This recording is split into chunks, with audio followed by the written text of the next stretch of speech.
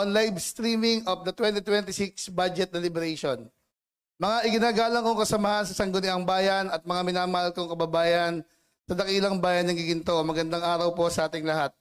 Ako po ay tumitindig upang ihayag ang isang mungkahi na tumatalima sa diwa ng isang tapat at may pananagutang pamahalaan.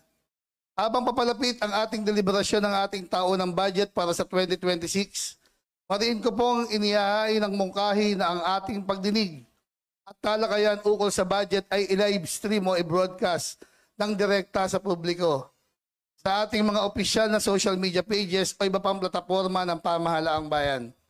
Ang budget ng tanggapan ay salamin ng ating prioridad, pangarap at pananagutan sa taong bayan. Bawat pisong inilalaan ay galing sa pawis at sakripisyo ng ating mga mamamayan.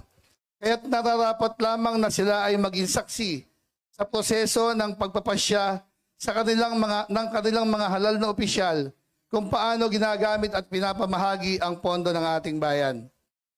Ang bukas at tapat na pamahalaan ay hindi natatapos sa mga proyekto o programang ipinapatupad.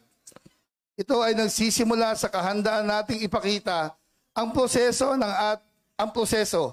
ang ating mga tanong, paliwanag at pagdesisyon sa loob ng sangguniang ito. Sa panahong napakahalaga ng tiwala ng publiko, naniniwala po ang inyong abang lingkod na ang live streaming ng ating budget deliberation ay isang konkretong hakbang tungo sa mas malinaw, mas tapat at mas makabuluhang pamamahala. Bilang mga lingkod bayan, tungkulin nating ipakita ang tunay na diwa ng serbisyo publiko